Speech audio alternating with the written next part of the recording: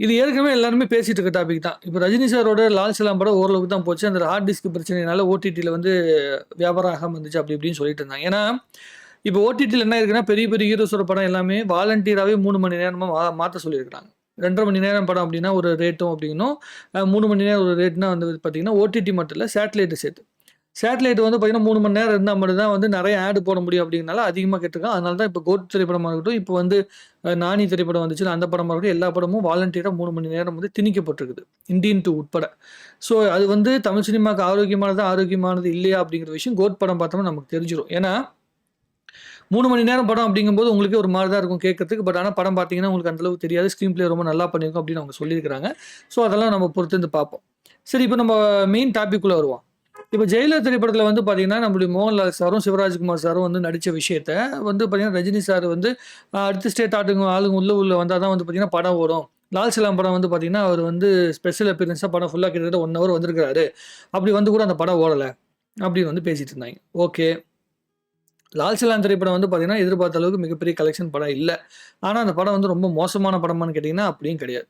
அந்த திரைப்படம் வந்து விஷ்ணு விஷால் அவர்களும், அதுக்கப்புறம் விக்ராந்த் அவர்களும் வந்து மெயின் கேரக்டரா நடிச்சு, ரஜினி சார் வந்து அவங்களுக்கு சப்போர்ட்டிங் ஆர்டிஸ்ட்டா தான் அந்த படத்துல வராரு.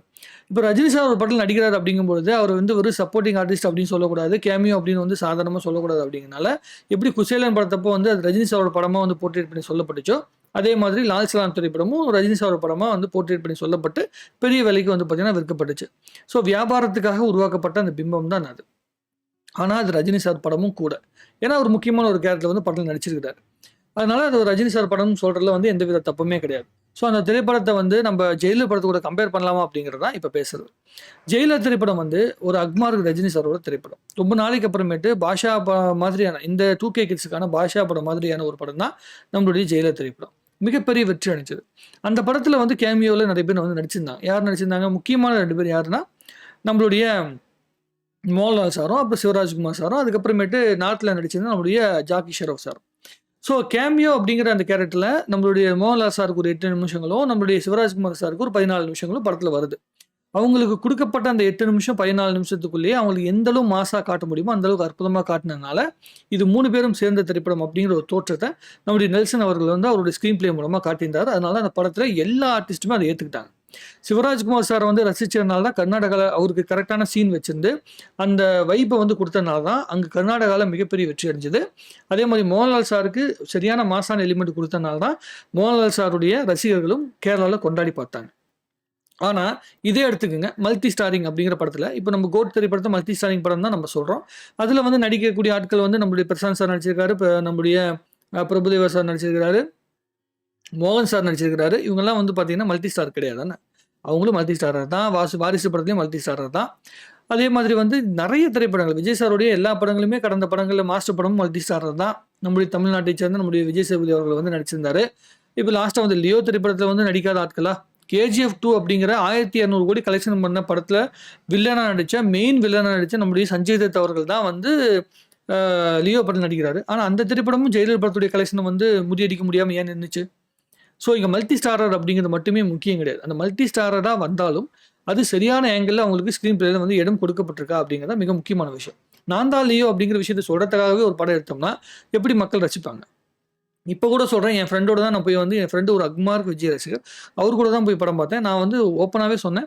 ஃபர்ஸ்ட் ஹாஃப் வந்து ரொம்ப அற்புதமா இருக்கு. செகண்ட் ஹாஃப்ல வந்து இந்த ஃபர்ஸ்ட் ஹாஃப் உடைய அந்த வைப கரெக்ட்டா கொண்டு போய் சேர்த்துருந்தாங்கன்னா, மிகப்பெரிய அளவுக்கு வந்து பார்த்தீங்கன்னா, படம் வந்து வெற்றி அடையும் அப்படின்னு நான் சொல்லியிருந்தேன். செகண்ட் ஹாஃப் பார்க்கும்போது எனக்கு திருப்தி இல்ல. நான் சொல்லிட்டேன். அவங்ககிட்ட நான் சொன்னேன், "இல்லடா செகண்ட் ஹாஃப் சரியா வரல. கண்டிப்பா வந்து பார்த்தீங்கன்னா, ஓரளவுக்கு தான் வந்து பார்த்தீங்கன்னா, பெரிய அளவுக்கு திருப்திப்படுத்துமே தவிர பெரிய அளவுக்கு வந்து எல்லா ரசிகர்களையும், பொதுவான ரசிகர்களையும் திருப்திப்படுத்தக்கூடிய செகண்ட் ஹாஃப் இல்ல அப்படின்னு சொன்னா, அதுதான் நடந்ததும் கூட. ஸோ, நான் வந்து ஒரு சினிமா ரசிகனா தான் மொத்த சினிமாவையும் பார்க்குறேன்.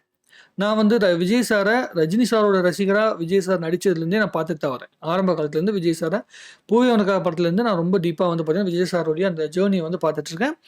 ஒரு விஜய் சாருடைய ரசிகர்கள் கூட அவருடைய படங்கள பத்தி அவ்வளோ டீட்டெயிலா பேச முடியாது. என்னால பேச முடியும். ஏன்னா, விஜய் சார ஒரு ரஜினி ரசிகனா பார்த்து ரசிச்சு, அதுக்கப்புறமேட்டு இளைய தளபதியா ரசிச்சேன். அவரு வந்து நீங்க தளபதின்னு நீங்க சொல்லிக்கலாம். ஆனா, இதுவரைக்குமே 90ஸ் கிட்ல இருந்த எல்லாருக்குமே விஜய் அவர்கள ஒரு அக்மார்க் இளைய தளபதியா தான் தெரியும். ஸோ அந்த டைட்டிலுக்கு தான் அவர் அற்புதமாக உழைச்சிருக்காரு. ரொம்ப டீப்பாக கஷ்டப்பட்டு உழைச்சிருக்காரு. அந்த இளைய தளபதி டைட்டில் இருந்த விஜய் அவர்கள் வந்து உழைச்ச உழைப்பு அப்படிங்கிறது சாதாரண விஷயம் கிடையாது. முகத்தில் இருக்க அவ்வளோ பெரிய வெட்டு எந்த படத்தில் விழுந்துச்சுன்னு கூட என்ன வந்து 90s கிட்ஸ்க்கு தான் தெரியும். இங்கே இருக்கிற 2K கிட்ஸுக்கு அந்த படமே பார்த்துருக்க மாட்டாங்க. விஜய் அவர்களுடைய ஃபேஸில் அந்த இருக்க அந்த வெட்டு எந்த படத்தில் விழுந்துச்சு, அவர் எந்த படத்தில் வந்து அடிபட்டு அவர் வந்து 48 நாள் வந்து பார்த்தீங்கன்னா பெட் ரெஸ்ட்டாக கிடந்தார் அப்படிங்கிற விஷயம் எத்தனை பேருக்கு தெரியும்? தெரியாது. எந்த படம் தெரியுமா? அந்த படம் ஓடாத ஒரு படம் தான். ஆனால் அந்த ஓடாத படத்துக்காக அவர் அவ்வளோ உழைப்பு போட்டிருந்தார். அந்த விஜய் அவர்களை பற்றி யாருக்குமே தெரியாது. ஸோ இது எல்லாமே தெரிஞ்சதுனால தான் ஒவ்வொரு அடுத்த ஜென்ரேஷன் ரஜினி சாரை பற்றி பார்த்தீங்கன்னா புரிஞ்சிக்காம பேசிக்கிட்டு இருக்கிற இந்த ட்விட்டருக்குள்ளே இருக்கிற இந்த நெகட்டிவ் பரப்பிட்டு இருக்கிற இந்த சில ஐடியாஸ் இப்போ என்னன்னா ட்விட்டர் வந்து பார்த்தீங்கன்னா மானிட்டைசேஷன் வேறு பண்ணிட்டானா. ஸோ இது மாதிரி வந்து நிறைய இம்ப்ரெஷன்லாம் வந்து பார்த்தீங்கன்னா கேதர் பண்ணால் ட்விட்டர் வந்து பே பண்ணுறான் அப்படிங்கிற மாதிரி சொல்கிறாங்க. ஸோ அதான் என்ன பண்ணுறாங்கன்னா எல்லாத்தையுமே கண்டென்ட்டாக மாற்றணும். கையில் எது கிடைச்சாலும் கண்டென்ட்டாக மாற்றணும், போஸ்ட்டாக மாற்றணும் அப்படிங்கிற மனநிலைக்குள்ள எல்லா ரசிகருக்குள்ளே இருக்கிற அந்த பணம் சம்பாதிக்கணும் அப்படின்னு ஆசைப்பட்டுட்டு இருக்கவங்களும் சரி, டாக்ஸிக்கான மனநிலை உள்ளவங்களும் சரி அதுக்குள்ளே போயிட்டாங்க. அதனால தான் சம்மந்தமே இல்லாத 2 விஷயத்தை வந்து பார்த்தீங்கன்னா கம்பேர் பண்ணுறாங்க. இப்போ நீங்கள் எப்படி இருக்குன்னா, கில்லி படம் வந்து விஜய் அவர்களுடைய வாழ்க்கையில் முக்கியமான படம். ஆனால் கில்லி படத்தையும் நீங்கள் வந்து விஜய் அவர்கள் வந்து ஸ்பெஷல் அப்பியரன்ஸ் பண்ண சுக்ரன் திரைப்படத்தை நீங்கள் கம்பேர் பண்ண முடியாது. சுக்ரன் படத்தில் வந்து கிட்டத்தட்ட ஒரு 40 நிமிஷங்களுக்கு கிட்ட வந்து பார்த்தீங்கன்னா கிட்டத்தட்ட நான் ஒரு 30 மினிட்ஸ்க்கு மேலே வந்து விஜய் அவர்கள் வந்து ஃபுல்லாக நடிச்சிருப்பார் படத்தில். அவர் தான் செகண்ட் ஹாஃப் ஃபுல்லாகவே படத்தை வந்து ஹோல்டு பண்ணி கொண்டு போகிறவர். அப்போ அது அந்த படத்துக்கு என்ன சொல்வீங்க? அது வந்து விஜய் சாரோட படம்னு எப்படி சொல்வீங்க? விஜய் சார் வந்து ஸ்பெஷல் அப்பியரன்ஸ் நடிச்ச படம். அந்த படம் ஓடலை. அப்போ அது விஜய் சாரோட படமே ஓடலைன்னு சொல்லி ஒட்டுமொத்தமாக நம்ம சொல்லிட முடியுமா? அப்படி கிடையாது. ஸ்பெஷல் அப்பியரன்ஸுங்கிறது வேற, கேமியோ அப்படிங்கிறது வேற. இதை புரிஞ்சுக்காம இவங்க எல்லாருமே வந்து பார்த்தீங்கன்னா இந்த ஜெயிலர் அப்படிங்கிற திரைப்படம் வந்து இவங்களுக்கு எல்லாருமே பல பேர் சொல்கிறேன் ரஜினி சாரை எதிர்க்கிறவங்க கண்மூடித்தனமாக ஜெயிலர் படத்துடைய அந்த வெற்றியை பொறுத்து கொள்ள முடியாமல் வந்து எதிர்க்கிறாங்களே பல பேர். அவங்களுக்கு என்ன பிரச்சனைனா அண்ணாத்த படம் வந்து ஃபெயிலியர் ஆன உடனே அதோட முடிஞ்சிடும், ரஜினி சாரோட கெரியர் முடிஞ்சது அவ்வளோதான், ஏன்னா அரசியலுக்குள்ள வரலன்னு சொல்லிட்டாரு. அதனால வந்து பொதுமக்கள் அவர் வந்து முழுமையாக நிராகரிச்சிருவாங்க அப்படின்னு எதிர்பார்த்தாங்க. அது நடக்கல. இத்தனைக்கும் பாருங்க ஜெயிலர் திரைப்படமோட ஃபர்ஸ்ட் ஷோ வந்து பார்த்தீங்கன்னா 11 மணி ஷோ. லியோ படத்துக்கு கூட 9 o'clock ஷோ கிடைச்சுன்னு நினைக்கிறேன். ஆனால் ஜெயிலர் படத்துக்கு 11 மணி ஷோ தான் கிடைக்குது. ஆனால் 11 மணி ஷோ கிடைச்ச அந்த படமே 650 கோடி கலெக்ஷன் வந்திருக்கு. ஆனால் இந்த படம் மிகப்பெரிய ஒரு பில்டப் கொடுக்கப்படுது. கமல் சாரோட வாய்ஸ் ஓவர், எல்சியூ அப்படிங்கிற விஷயம், நம்மளுடைய சஞ்சய் தத் அவர்கள், அர்ஜுன் அவர்கள், லோகேஷ் வந்து பார்த்தீங்கன்னா ரொம்ப பெரிய ட்ராக் ரெக்கார்டோட வந்து பண்ண படம் தான் வந்து பார்த்தீங்கன்னா இந்த திரைப்படம். இது லியோ திரைப்படம். இத்தனையும் சேர்ந்து கூட ஏன் வந்து ஜெயிலர் படத்துடைய கலெக்ஷனை வந்து நெருங்க முடியல? ஏன் 2 கேமியோ மூலமாக அந்த படம் மிகப்பெரிய அளவுக்கு வந்து வெற்றி அடிச்சுன்னு நீங்கள் சொல்கிறீங்க, எல்லாருமே சொல்லிட்டு இருக்காங்க அப்படின்னா ஒரே விஷயம் தான், ரஜினி சார் கொடுக்குற ஸ்க்ரீன் ஸ்பேஸ் தான் முக்கியமான விஷயமே. ஏன்னா இப்போ நீங்கள் ஜெயிலர் படத்துக்கும் லியோ படத்துக்கும் மிகப்பெரிய வித்தியாசம் என்னன்னு நினைக்கிறீங்க? ஜெயிலர் படத்தில் மோஸ்ட் பவர்ஃபுல்லான வில்லன். ஏன்னா அந்த விநாயகன் நடிச்ச அந்த கேரக்டர் இருக்கு இல்லைங்க, அந்த கேரக்டரை எதிர்க்கிற ஆட்கள் யாரு? Rajini sir, Mohanlal sir, Shivarajkumar sir, Jackie Shroff இத்தனை பேருமே போய் எதிர்க்கிறாங்க. அப்பதான் அந்த வில்லனோட கேரக்டர் ரொம்ப பெரிய கேரக்டரா தெரிஞ்சுது. ஆனால் லியோல வந்து எந்த வில்லன் நீங்க எதிர்த்தீங்க? முதல்ல யாரு வில்லன்? அர்ஜுன் சார் வில்லனா, இல்ல சஞ்சய் தத் வில்லனா, விஜய் சார் வில்லனா? யார் வில்லன் படத்துல? யார் வில்லனே தெரியாத ஒரு படம்னா எப்படிங்க படம் ஓடும்? கடைசி வரைக்குமே யார் ஹீரோனும் தெரியாம யார் வில்லனும் தெரியாம ஒரு படம் இருந்துச்சுன்னா அந்த படத்தை எப்படி மக்கள் முழுமையாக ஏற்றுப்பாங்க? நம்ம இது வரைக்கும் பிஆர் ஸ்டெண்ட் மூலமாக தான் லியோ படம் வந்து அவ்வளோ கலெக்ஷன் எடுத்திருக்கே தவிர அந்த படத்துடைய வந்து மேக்கிங்னாலேயோ அந்த படத்துடைய கதையினாலேயோ வந்து அந்த இடத்த கொண்டு போய் அடையலை. அதுதான் மிக முக்கியமான விஷயம். விஜய் சாருடைய அந்த ஃபேன்ஸ் ஃபாலோவிங் வந்து ரொம்ப அபரிமிதமான ஃபேன்ஸ் ஃபாலோவிங். அதில் வந்து மாற்று கருத்து கிடையாது. இந்த காலத்து இளைஞர்கள் மத்தியில் ஒரு மிகப்பெரிய இடத்துக்குள்ள அவர் இருக்காது. அது மாற்று கருத்து கிடையாது. இதெல்லாம் யாருமே மறுக்க முடியாது. ஆனால் ஒரு விஷயம், இன்ன வரைக்குமே நீங்கள் வந்து இன்னும் 5 நாளில் படத்துடைய ரிலீஸை வச்சுக்கிட்டு ஏற்கனவே ஓடி முடிச்ச படத்துக்காக உட்காந்து ஆன்லைனுக்குள்ளே சண்டை போட்டுக்கிட்டு இருந்தீங்கன்னா என்ன பிரயோஜனம்னு எனக்கு தெரியல. இப்போ ரஜினி சார் வந்து பார்த்தீங்கன்னா பற்றி பேசும்போது நிறைய விஜய் சாரோட ஃபேன்ஸ் ஆன்லைனுக்குள்ளே இருக்கிற அந்த நெகட்டிவிட்டி பரப்பிட்டு இருக்கிற ஃபேன்ஸ், விஜய் சார் மட்டும் சொல்ல எந்த ஃபேனாக இருக்கட்டும் பொதுவான ஃபேன்ஸ்னே எடுத்துக்கோமே, யார் வந்து ரஜினி சார் வந்து எதிர்க்கிற எல்லாருமே என்ன பாயிண்ட் தூக்கி வைக்கிறாங்கன்னா அவர் வந்து அமிதாப் பச்சன் சாருடைய படத்தை ரீமேக் பண்ணிட்டாரு, அதே மாதிரி வந்து நிறைய படங்களை வந்து பார்த்தீங்கன்னா ரீமேக் பண்ணி அவரும் நடிச்சிருக்காரு. நான் யாரும் இல்லைன்னு சொல்லலையே. நான் ரஜினி சார் வந்து ரீமேக் படமே நடிக்கலன்னு யாரோ சொன்னாங்களா? ரீமேக் படம் வந்து ரஜினி சார் பண்ணார்ல, அந்த படத்துடைய ஒரிஜினல் வெர்ஷனுக்கும் ரஜினி சார் பண்ண வெர்ஷனுக்கும் என்ன பெரிய வித்தியாசம்னு பாருங்க. இப்போ விஜய் சார் வந்து பார்த்தீங்கன்னா நடிச்ச போக்கிரி திரைப்படம் வந்து தெலுங்கு நடிச்ச போக்கிரி படத்தோட ரொம்ப அற்புதமாக இருக்கும். சத்தியமாக ரொம்ப நல்லா இருக்கும். எனக்கு வந்து பார்த்தீங்கன்னா தமிழ் போக்கிரி தான் ரொம்ப பிடிக்கும் தெலுங்கு போக்கிரி விட. ஆனால் அதுக்கு என்ன பண்ண முடியும்? இப்போ சம்திங் அப்படிங்கிற திரைப்படம் வந்து தெலுங்குல மிகப்பெரிய ஹிட், தமிழ்ல ஹிட்டோட மிகப்பெரிய ஹிட். ஆனால் அந்த திரைப்படத்தோட தமிழில் பண்ண படம் தான் பயங்கர ஹிட். தமிழில் பண்ண படம் தான் ரொம்ப அற்புதமாக இருக்கும். மாற்றுக்கருத்தே கிடையாது. அதை ஏற்றுக்கிட்டு தான் ஆகணும். அது மாதிரி ரீமேக் எந்த படத்தை பண்ணுறோம் அப்படிங்கிறது முக்கியம் கிடையாது. அந்த படம் மக்களால் எப்படி ஏற்றுக்கொள்ளப்படுச்சு அப்படிங்கிறது ரொம்ப முக்கியமான விஷயம். இதெல்லாம் நம்ம யோசிக்கணும். இதெல்லாம் யோசிக்கிறதே இல்ல. எதுக்கு சண்டை போடுறீங்கன்னே தெரியாம நீங்க சண்டை போட்டுட்டு இருக்கிறீங்க. எந்த இண்டஸ்ட்ரியில தனக்கு முன்னாடி ஜெனரேஷனை மதிக்காம இருக்காங்களோ, அவங்க வந்து பார்த்தீங்கன்னா, அடுத்த ஜெனரேஷனுக்கு வந்து ஒரு நல்ல பாசிட்டிவான இம்பாக்ட்ட உருவாக்கிட்டு போ முடியாது. இப்ப ரஜினி சாரும், கமல் சாரும் 2 பேரும் சேர்ந்து உழைச்சுட்டு, விஜய் சாரும், அஜித் சாருக்கு ஒரு அழகான ஒரு பிளாட்ஃபார்ம் உருவாக்கிட்டு போனாங்க. வியாபார எல்லையை ரஜினி சார் வந்து விரிவடைச்சு கொண்டு போனாரு. அதே மாரி டெக்னிக்கலா என்னென்ன விஷயங்கள பெருசா கொண்டு போணுமோ, அத கமல் சார் கொண்டு போனாரு. ஆனா நீங்க 2 பேரும் என்ன பண்ணியிருக்கீங்க? விஜய் சாரும், அஜித் சாரும் அவங்களுடைய பாதையில வளர்ந்து இப்ப ரொம்ப பெரிய இடத்துக்கு, நல்ல இடத்துக்கு வந்திருக்கிறாங்க. ஆனா அந்த நல்ல இடத்த தாண்டி அடுத்த ஜெனரேஷனுக்கு என்ன விட்டுட்டு போறீங்க? இந்த நெகட்டிவிட்டிவ விட்டுட்டு போறீங்க. எவ்வளவு தப்பான விஷயங்கள் பேசிட்டு இருக்காங்கன்னு எனக்கு புரியல. நீங்க யோசிச்சு பாருங்க.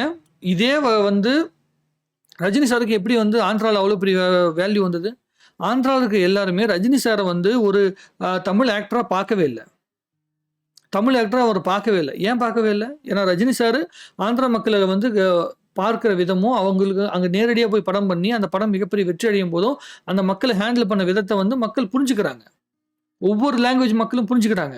மலையாளத்தில எப்படி அவரோட படம் ஓடுது? கர்நாடகால எப்படி ஒரு படம் ஓடுது? கர்நாடகக்காரர் அப்படிங்கிறனால மட்டுமே ஓடுதா? அப்படி கிடையாது. ஒவ்வொரு மக்களுக்கிட்டயுமே நம்ம எப்படி நடந்துக்கிறோம் அப்படிங்கிறத பொறுத்து தான் அந்த வியாபார எல்லை விரிவடையும்.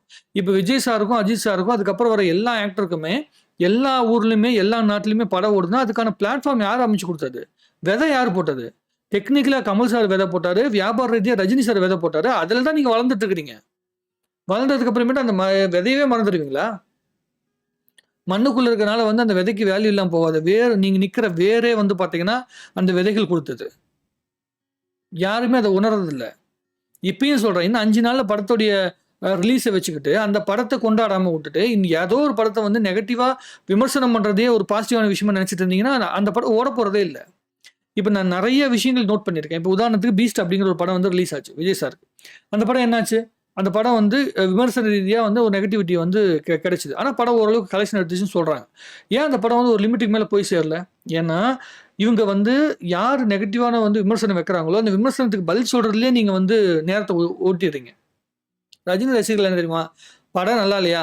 படம் நல்லா இல்ல. எங்களுக்கு தான் புடிச்சிருக்கு. உங்களுக்கு பிடிக்கலைன்னா உங்க வேலைய பார்த்துட்டு போயிட்டே இருங்க அப்படின்னு சொல்லிட்டு, அடுத்த வேலைய பார்த்துட்டு போயிட்டே இருப்பாங்க. இப்ப வந்து பேக்கப்புக்கு 2 படம் இருக்குது. வேட்டையன்ங்கிற ஒரு படமும் இருக்குது. கூலிங்கிற ஒரு படம் இருக்குது. அந்த 2 படத்துக்கு உண்டான அப்டேட் ஃபுல்லா வந்துட்டு இருக்குது. ஆனா விஜய் சாருக்கு இப்ப அரசியல் ரீதியான விஷயங்கள நோக்கி நகர போறாரு. தளபதி 69 பத்தி எந்த அப்டேட்டும் வரல. இப்போதைக்கு கையில இருக்கிற ஒரே படம் கோட் திரைப்படம். 6 நாள் தான் இருக்குது. 6 இருந்து 7 நாள் தான் இருக்குது. இந்த 7 நாட்களுக்குள்ள அந்த படத்த வந்து நீங்க கொண்டாடி தீர்த்தாகணும். அந்த படத்துக்கு உண்டான பில்டப் குடுத்தாகணும். அத வுட்டுட்டு நீங்க போய் அடுத்த விஷயத்த போய் சண்டை போட்டுன்னுக்கிறீங்க. இது எந்த விதத்தில நியாயமான விஷயமோ, எந்த விதத்தில உங்களுக்கு அது பயன் பெறும்னு எனக்கு தெரியவே இல்ல. அதாவது சரி, விஜய் சார் சினிமாக்குள்ள நடிச்சிட்டு இருக்காரு ஆக்டிவா அப்படின்னா கூட, நம்ம சரி ரைட்டு சண்டை போடுறாங்க. சினிமா சண்டை அப்படின்னு நம்ம எடுத்துக்கலாம். எதுக்கு வந்து இந்த மாரி ஒரு எப்படி சொல்ற அரசியல் ரீதியா ஒரு உள்ளுக்குள்ள வரும்போது, எதுக்கு எல்லா ரசிகர்கிட்டயுமே போய் கெட்ட பேர் வாங்கிட்டு இருக்கிறாங்க, ரசிகர்கள் அப்படின்னு தெரியல. ஆன்லைனுக்குள்ளேயே நீங்க இவ்வளவு தூரம் கெட்ட பேர் வாங்குனீங்கன்னா, அப்புறம் களத்துல போய் என்ன நல்ல பேர் வாங்க போறீங்க? வெறும் ரசிகர்கள் மட்டும் நெனைச்சா படத்த கூட ஓட்ட முடியாது. புரியுதுங்களா? இப்ப நான் இப்பயும் சொல்றேன். ரஜினி சாரும் ஒரு அக்மார்க் ரஜினி சாரோட ரசிகனா இருந்துகிட்டே சொல்றேன். ரஜினி ரசிகர்கள் மட்டுமே நெனைச்சு அந்த அவருடைய படத்த ஓட்டிற முடியாது. ஆனா என்ன தெரியுமா பண்ண முடியும்? அந்த படத்துக்கான இனிஷியல் பூஸ்டப் பண்ண முடியும். ஒரு படத்த ரஜினி ரசிகன் எப்படி கொண்டாடுறான் அப்படிங்கிறத பார்த்துட்டு தான் பொதுமக்கள் எப்படி கொண்டாடுறான் அப்படிங்கிற ஒரு மனநிலைக்கு வருவாங்க. ஒரு படம் ரிலீஸ் ஆகுது. ரஜினி சாரோட படம் ரிலீஸ் ஆகும்போது திருவிழா மாரி அவன் கொண்டாடுறான். கொண்டாடும்போது பொதுமக்கள்ட்ட போய் சொல்றான். தலைவர் படம் பயங்கரமா இருக்குது. அப்படி இருக்கு, இப்படி இருக்குன்னு சொல்லி வந்து படத்த கொண்டு போய் சேர்த்துறான். எங்களுக்கு இந்த படம் இப்படி இருக்கு. ரொம்ப புடிச்சிருக்குது. நாங்க இந்த படம் வந்து 10 வாட்டி பார்த்தோம். 5 வாட்டி பார்த்தோன்னு போய் அவன் சொல்றான். அது மூலமாக அவங்க வந்து வைப் கிரியேட் ஆகி வந்து பொதுமக்கள் வந்து படம் பார்க்குறாங்க. அந்த மாரி மனநிலையை கொண்டு போங்க. விஜய் சாரோட படங்கள் இந்த படம் முடிச்ச உடனே இன்னும் ஒரு படம் தான் இருக்கு. அந்த படம் முடிச்ச உடனே அடுத்த கட்ட நடவடிக்கை அரசியலுக்குள்ள போகணும். அரசியலுக்குள்ள போகும்போது நீங்க எல்லாத்தையும் பகைச்சுக்கிட்டு இருந்தீங்கன்னா என்ன பண்ணுவீங்க? நாங்க அவங்கள எதுக்க போறோம், இவங்கள எதுக்க போறோம். எதுக்குறது அரசியல் கிடையாதுப்பா. எதிர்க்கிறது அரசியல் கிடையாது. உங்களை எதிர்க்க வரான் பார்த்தீங்களா? அவன கவுண்டர் அட்டாக் பண்றது பேர் தான் அரசியல். உங்களை யார் எதிர்க்கிறாங்களோ அந்த எதிர்க்கிறவங்கள யாரு சரியான எதிரிங்கிறத புரிஞ்சுக்கிட்டு அது மூலமா நகரணும். இங்க சினிமா சண்டையை போட்டிருந்தீங்கன்னா நீங்க எப்படி அடுத்த ஸ்டேஜுக்கு போறீங்கன்னு எனக்கு தெரியல. எனக்கு புரியவே இல்ல. எதுக்கு இந்த டைட்டில போட்டு உட்காந்து பேசிட்டு இருக்கேன்னா, நம்மளுடைய தலைவருடைய ரசிகர்கள் மூலமா அவங்களுக்கு சில விஷயங்கள் போய் சேரட்டும் அப்படிங்கிறதுக்காக தான் சொல்லிட்டு இருக்கிறேன். எனக்கு சினிமா நல்லா இருக்கணும். தமிழ் சினிமா நல்லா இருக்கணும். 1000 கோடி கலெக்ஷன் யார் எடுத்தாலும் எனக்கு சந்தோஷம் தான். இவன் 1000 கோடி எடுத்துடக்கூடாது. இவங்க தான் 1000 கோடி எடுக்கணும் அப்படிங்கிற ஆசையெல்லாம் எனக்கு கிடையாது. யார் எடுத்தாலும் சந்தோஷம் தான். ஆனா, அது எடுக்கிறதுக்கு உண்டான வியாபார எல்லையை நம்ம விரிவடை வச்சிருக்கோமா அப்படிங்கிறத யோசிச்சுக்கிட்டு அதுக்கப்புறம் பேசுங்கன்னு சொல்ல வரேன். தயவு செஞ்சு சொல்ல வரேன். ரஜினி சாரும் கமல் சாரும் தான் இன்னும் உழைச்சிட்டு இருக்கிறாங்க தமிழ் சினிமா அடுத்த தரத்துக்கு கொண்டு போறதுக்கு. நீங்க ரஜினி சாரை தவிர வேற யாரை வந்து நீங்க வச்சுக்கிட்டு வந்து நீங்க மோகன்லால் சாரையும் சிவராஜ்குமார் சாரையும் அந்த சின்ன கேமையை கூப்பிட்டீங்கன்னா நடிக்க மாட்டாங்க. வாய்ப்பே கிடையாது. சிவராஜ்குமார் சார் வந்து அங்க ரொம்ப பீக்ல இருக்கிறாரு. அவர் பார்க்காத ஹிட்டு கிடையாது. அவர் பார்க்காத விஷயம் கிடையாது. நம்ம உபேந்திரா சார் இயக்குன அந்த ஓம் அப்படிங்கிற திரைப்படம் தான் கர்நாடகா சினிமாவில் நம்ம சிவராஜ்குமார் சார் வச்சு வந்து உபேந்திரா இயக்குன படம் தான் வந்து அதிக முறை வந்து ரிலீஸ் செய்யப்பட்ட படம் அப்படின்னு சொல்லி வந்து நான் செய்தி பக்கமாக தான் தெரிஞ்சுக்கிட்டேன். 550 வாட்டி ஒரு படத்தை ரிலீஸ் பண்ணியிருக்காங்க. அது கர்நாடகாவோட பாஷா மாதிரி அந்த ஓம் அப்படிங்கிற படம் அவ்வளோ அற்புதமான படமா. நான் அந்த படம் பார்த்தது இல்லை. நான் வந்து விக்கிபீடியாவில் படிச்சுட்டு செய்தியில் பார்த்த அந்த நியூஸ் இதில் பார்த்தா தெரிஞ்சுக்கிட்டேன். அப்படிப்பட்ட மனுஷன் வந்து இறங்கி ஏன் நடிக்கிறாரு? ரஜினி சாருடைய நட்பு, ராஜ்குமார் சாருக்கும் ரஜினி சாருக்கும் இடைப்பட்டு இருந்த அந்த நட்பு. ராஜ்குமார் சார் தான் வந்து ரஜினி சார் வந்து ஆட்டோகிராஃப் வாங்கின ஒரே ஒரு நடிகரா. அந்த அளவுக்கு ராஜ்குமார் சார் மேல வந்து ரஜினி சாருக்கு பற்று. அந்த ராஜ்குமார் சார் கடைசி வரைக்கும் தான் இவ்வளவு தூரம் புகழ்ந்து பேசிட்டு போய் ரஜினி சாரை பத்தி பேசும்போது புனித் ராஜ்குமார் சாரை வந்து பாத்தீங்கன்னா வச்சு நிறைய பேர் கிண்டல்லாம் பண்ணிட்டு இருப்பாங்க. நான் பார்த்திருக்கேன். புனித் ராஜ்குமார் சாரை வந்து முதல்ல ஒரு ஹீரோவை அறிமுகப்படுத்தின மேடல் யார் அறிமுகப்படுத்தினாங்க? யாரை வச்சு அறிமுகப்படுத்தினார் நம்மளுடைய ராஜ்குமார் சார் தெரியுமா? ரஜினி சாரை வச்சு தான் அறிமுகப்படுத்தினார் முதல்ல. இதெல்லாம் எத்தனை பேருக்கு தெரியும்? உங்களுக்கு தெரியாது. நீங்க தான் எதையுமே பின்னாடி நடந்த எதுவுமே உங்களுக்கு தெரியாத. விஜய் சார் எப்படி அரசியலுக்குள்ள, விஜய் சார் எப்படி சினிமாக்குள்ள வந்தாரு? அண்ணாமலை டெய்லாக பேசி தான் தான் வந்து என்னால் நடிக்க முடியும் அப்படிங்கிறத ப்ரூவ் பண்ணிட்டு வந்தாரு. நீங்க அந்த விஜய் சாரை வச்சுக்கிட்டு நான் ரஜினி சாரை தூக்கி சாப்பிட்டேன் அப்படி இப்படின்னு பேசிட்டு இருக்கிறீங்க. அது விஜய் சாருக்கே பிடிக்காது. முதல்ல அப்படி பிடிச்சதுன்னா விஜய் சார் இருக்கவே மாட்டார் ஃபீல்டுக்குள்ள. முதல்ல ஒரு விஷயம் என்ன தெரியுங்களா? ஃபீல்டுக்குள்ளேனா அந்த பாசிட்டிவான இம்பாக்டுக்குள்ள இருக்க மாட்டாரு. ரஜினி சார் இது வரைக்கும் ஏதாவது ஒரு மேடையில் யாராவது ஒருத்தவங்களை தாக்கி பேசி பார்த்துருக்கீங்களா? அவர் பேசுவார். ஆனால் அதை தாக்கி பேசினதா அவங்களா இமேஜின் பண்ணிப்பாங்க. அப்படி இமேஜின் பண்ணி ரொம்ப பெரிய கான்ட்ரவர்சி போச்சுன்னா அந்த கான்ட்ரவர்சியை நிறுத்திடுவார். இப்போ விஜய் சார் அந்த கழுகு காக்கா கதைக்குள்ள கூட அவர் விஜய் சார் தப்பாக புரிஞ்சிட்டு இருக்காரு. அதை ரஜினி சார் வந்து தன்னை கழுகுன்னு சொன்ன விஷயத்த நாங்கள் தான் காக்கான்னு சொல்லி வந்து பல பேர் வந்து பேசினதுனால தான் அதுக்கு பதில் சொல்ல வேண்டிய கட்டாயம் வந்துச்சு. நீங்கள் தப்பாக புரிஞ்சுக்கிட்டீங்க அப்படின்னு சொல்லிட்டு. ரஜினி சார் எப்படி கழுகோ அதே மாதிரி நாங்களும் கழுகுன்னு சொல்லியிருந்தா பிரச்சனையே சால்வ் ஆயிருக்கும். அந்த மனநிலையில் பார்க்கவே இல்லை. ரஜினி சார் எங்களை தான் காக்கான்னு சொல்லிட்டாருன்னு சொல்லி சொன்னது யாரு? சொல்லிக்கிட்டு அவங்களே பட்டத்தை வச்சுக்கிட்டாங்கன்னா அதுக்கு நம்ம என்ன பண்ண முடியும்? என்னை பொறுத்த வரைக்கும் என்னன்னா, சினிமா நல்லா இருக்கணும். நம்ம தமிழ் சினிமா தான் முதல்ல 1000 கோடி கலெக்ஷன் கொடுக்க வேண்டிய சினிமாவா இருந்துச்சு. தமிழ் சினிமாவை அப்படி ஆச்சரியமா பார்த்தாங்க. 2010 எந்திரன் படம் மூலமா பார்த்தாங்க. 2016, 18 நினைக்கிறேன் நம்மளுடைய 2.0 படம் மூலமா பார்த்தாங்க. எந்திரன் படம் ரொம்ப அற்புதமான படம். 2.0 படம் வந்து பார்த்தீங்கன்னா 3D அது இதுன்னு சொல்லி தான் வந்து மேக்கப் பண்ணிச்சு. டெக்னிக்கலாக ஸ்ட்ராங்கான படமாக இருந்தால் கூட story wise screenplay wise வந்து பார்த்தீங்கன்னா அந்தளவுக்கு பயங்கர ஸ்ட்ராங்கான படமாக இல்லை. ஏன்னா அது சுஜாதா சார் இல்லாமல் எழுதப்பட்ட ஸ்க்ரீன் பிளே அது அப்படி தான் இருக்கும். நம்ம ரொம்ப பெரிய அளவுக்கு வந்து பார்த்தீங்கன்னா எதிர்பார்க்க முடியாது. நீங்கள் யோசிச்சு பாருங்க, அவ்வளோ பெரிய கதையம்சத்தை வச்சுக்கிட்டு அவ்வளோ பெரிய சயின்ஸ் ஃபிக்ஷன் படத்தை வச்சே நம்மளால 800 கோடி கிட்ட தான் நெருங்க முடிஞ்சிருக்குது. ஆனால் நம்ம சர்வசாதாரணமாக 1000 கோடி தட்டிடும் அப்படின்னு சொல்லி பேசிகிட்டு இருக்கிறோம். எந்த அளவுக்கு நம்ம வந்து புரிதல் இருக்கிறோம் அப்படிங்கிறத நீங்கள் தெரிஞ்சுக்கங்க. தயவு செஞ்சு சொல்கிறேன், இந்த ரசிகர்கள் சண்டையெல்லாம் விட்டுட்டு நீங்கள் அரசியல் ரீதியாக போனால் அரசியல் சண்டையை போட ஆரம்பிங்க. சினிமாவுக்குள்ளேயே சண்டை போட்டுருந்தீங்கன்னா அடுத்த கட்ட இடத்துக்கு தமிழ் சினிமா போய் சேராது அப்படிங்கிறது என்னுடைய தாழ்மையான கருத்து. இப்போயாச்சும் உங்களுக்கு லால் சலாம் படத்துக்கும் ஜெயிலர் படத்துக்கும் இடைப்பட்ட வித்தியாசம் என்னன்னு தெரிஞ்சிருக்கும்னு நினைக்கிறேன். அதே மாதிரி தமிழ் சினிமா என்ன நிலைமையில் இருக்குது அப்படிங்கிற விஷயம் புரிஞ்சிருக்கும்னு நினைக்கிறேன். மற்றபடி உங்களுடைய கருத்துக்கள் எதுவாக இருந்தாலும் சரி கமெண்ட்ல எழுதுங்க. இன்னும் நிறைய பேசுவோம். வாழ்க தமிழ்நாடு, வளர்க தமிழ் சினிமா. நன்றி, வணக்கம்.